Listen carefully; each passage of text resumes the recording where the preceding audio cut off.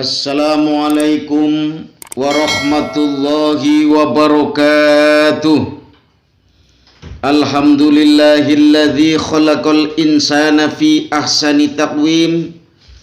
Wassalatu wassalamu ala ashrafil anbiya'i wal mursalin sayyidina wa maulana Muhammadin wa ala alihi wa ashabihil mujahidin at-tahirin imamil muttaqin. Subhanaka la ilma lana illa ma 'allamtana innaka antal alimul hakim. Rabbana dzalamna anfusana wa illam taghfir lana wa tarhamna lanakunanna minal khasirin. Rabbishrah li sadri wa yassir li amri wahlul 'uqdatam min lisani yafqahu qawli, amma ba'du. Pemirsa yang dirahmati Allah, pada kesempatan kali ini marilah kita tidak henti-hentinya selalu memanjatkan rasa tasyakur binikmatillah, sehingga pada kesempatan malam hari ini kami bisa berjumpa walaupun lewat studio Pondok Pesantren Al-Hidayah, Desa Karanggedang, Kecamatan Karanganyar, Kabupaten Purbalingga. Karena situasi dan kondisi pada saat ini, kita untuk mengikuti protokoler kesehatan, di mana pada kesempatan ini kita sedang menghadapi wabah COVID-19. Untuk itu kita harus menjauhi kerumunan manusia, kita harus menjaga jarak. Oleh karenanya di dalam rangka kita thalabul ilmi tidak bisa berhenti, walaupun kita harus menjaga jarak, tetapi ilmu harus kita tularkan walaupun lewat studio yang insya Allah membawa keberkahan ini.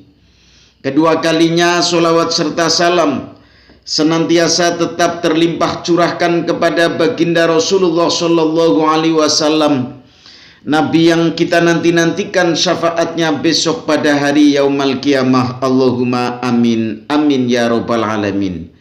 Kaum muslimin rahimakumullah, pada hakikatnya kemuliaan manusia hanyalah bisa terukur lewat bagaimana seseorang itu mempunyai ilmu. Oleh karenanya orang yang punya ilmu, lalu ilmu itu diamalkan, laksana pohon yang memberikan buah, laksana pohon yang bisa berbuah. Tetapi andaikan orang itu punya ilmu tetapi tidak dimanfaatkan, laksana pohon yang rindang, tinggi menjulang tinggi, daunnya hijau rano, tetapi tidak ada buahnya. Oleh karenanya, walaupun kita punya sedikit ilmu, maka kita sampaikan agar ilmu itu bermanfaat. Karena ilmu adalah merupakan penerang dalam kehidupan. Sehingga Allah Subhanahu wa ta'ala berfirman, yarfa'illahu alladhina amanu minkum walladhina utul ilma darajat. Allah akan mengangkat orang-orang yang beriman dan berilmu beberapa derajat. Artinya orang yang beriman, amanu, dan utul ilma, orang yang diberi ilmu, itu akan diangkat derajatnya oleh Allah Subhanahu wa ta'ala. Karena itu marilah kita selalu tidak henti-hentinya, setiap hari, setiap minggu, jangan kita lewatkan tanpa kita untuk menimba ilmu. Tetapi di zaman sekarang banyak sekali orang yang mencari ilmu dengan jalan pintas, tidak mau berguru kepada orang yang jelas kapasitas keilmuannya. Banyak orang yang mencari ilmu hanya lewat pangkas, hanya lewat YouTube, sehingga ilmu tersebut tidak nyambung kepada guru karena gurunya adalah merupakan Google. Oleh karenanya suatu saat Rasulullah Shallallahu Alaihi Wasallam juga mensinyalir, sayati zamanun ala ummati yafirruna anil ulama wal fuqaha. Akan datang suatu masa di mana umatku menjauhkan daripada ulama.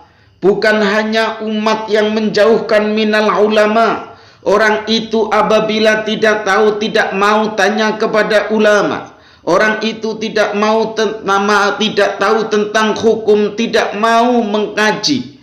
Bukan hanya yafirruna minal ulama, tetapi wal fuqaha, orang itu juga jauh daripada orang-orang yang ahli fikih. Kalau di zaman yang sudah disinyalir yafirruna anil ulama wal fuqaha, maka fayabtaliyahumullahu bithalatsai baliyatin, maka Allah akan memberikan ujian, Allah akan menimpakan 3 bencana atas mereka.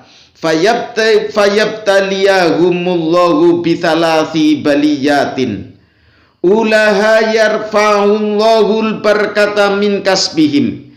Yang pertama, kalau orang itu sudah lari daripada ulama, kalau orang itu sudah menjauh daripada fuqaha, maka Allah akan menimpakan 3 macam ujian, 3 macam bencana terhadap orang tersebut. Yang pertama, orang tersebut akan dicabut kembali berkah usahanya. Walaupun mungkin uangnya banyak berlipat, gedungnya tinggi bertingkat, tetapi orang tersebut jauh daripada ketentraman, jauh daripada keberkahan. Orang itu banyak hartanya, tetapi sedikit rizkinya. Artinya apa? Orang itu melimpah hartanya, tetapi tidak bisa menikmatinya. Karena apa? Karena jauh daripada keberkahan. Oleh karenanya, kalau kita ingin diberi harta yang barokah, kalau kita ingin harta kita manfaat dan barokah, maka dekati terus dengan ulama. Maka kita jangan jauh dengan fuqaha. Sehari harus selalu berjejer. Artinya apa? Kita harus lungguh, kita harus duduk dalam majlisul ilmi. Apalagi di bulan Ramadan nanti, kita memasuki bulan yang penuh keberkahan. Andaikan pun kita masih belum bisa berkerumun dengan manusia banyak, kita bisa mengkaji lewat online yang dipancarkan langsung dari studio Pondok Pesantren Al-Hidayah. Oleh karenanya, apabila orang tersebut sudah diangkat keberkahannya, walaupun hartanya banyak, walaupun kehidupannya serba tercukupi, tetapi hatinya merasakan kemiskinan dan penderitaan. Karena apa? Karena yang dinamakan hati adalah panglima bagi seseorang, sehingga tidak terpancarkan ketentraman karena jauh daripada keberkahan. Kemudian ujian yang kedua, wasaniyatu yusallitullahu alaihim sultanan dzaliman.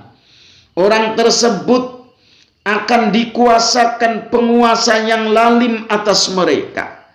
Mereka dikuasai oleh penguasa yang zalim, oleh penguasa yang jauh daripada agama. Oleh karenanya kita bersyukur di bangsa Indonesia, bangsa yang begitu jauh dengan Arab Saudi, bangsa yang begitu jauh dengan di mana negara yang dilahirkan agama Islam. Tetapi di negara yang kita cintai ini, sungguh teramat pancaran Islam memancar di sini. Kita dekat dengan para penguasa, kita dekat dengan sultan, dengan pemerintah yang mengayomi rakyat, yang selalu berdampingan dengan para alim ulama. Oleh karenanya hal yang demikian inilah yang perlu kita syukuri, karena kita hidup di bumi pertiwi yang kita cintai ini. Kemudian ujian yang ketiga, apabila kita semua jauh daripada alim ulama, kita jauh daripada fuqaha, watsalisatu yakhrujuna minad dunya bighairi iman.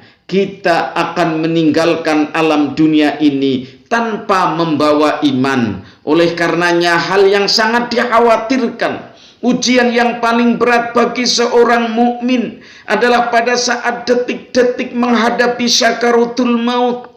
Bisakah kita dalam menghadapi sakaratul maut dalam keadaan iman, husnul khotimah, mengucapkan akhirnya kata-kata itu mangakhiru kalamihi la ilaha illallah dakhalal jannah. Karena kalau kita sudah ucapan yang terakhir pada saat detik-detik mau berpisah dengan alam semesta, kita mampu mengucapkan kalimat la ilaha illallah Muhammadur Rasulullah. Itulah pentingnya ilmu. Oleh karenanya di Al-Quran juga dikatakan, qul, katakan wahai Muhammad, qul hal yastawil ladzina ya'lamuna wal ladzina la ya'lamun.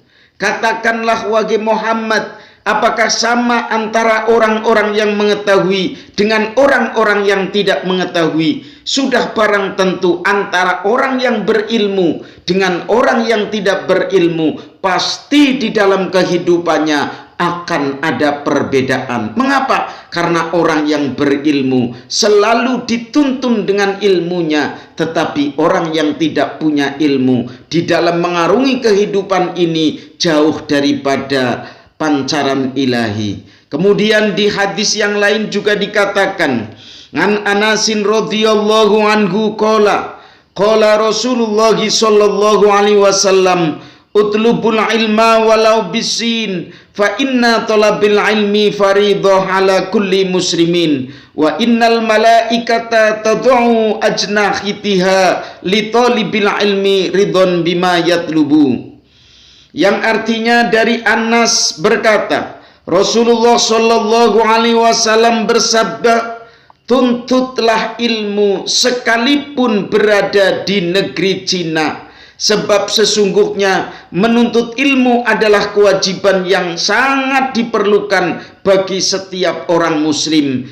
Kenapa? Wa innal malaikata tad'u ajnahitiha li talibil ilmi ridon bima yatlubu. Karena sesungguhnya malaikat itu menghamparkan sayap-sayapnya untuk penuntut ilmu lantaran rela terhadap ilmu yang dicari.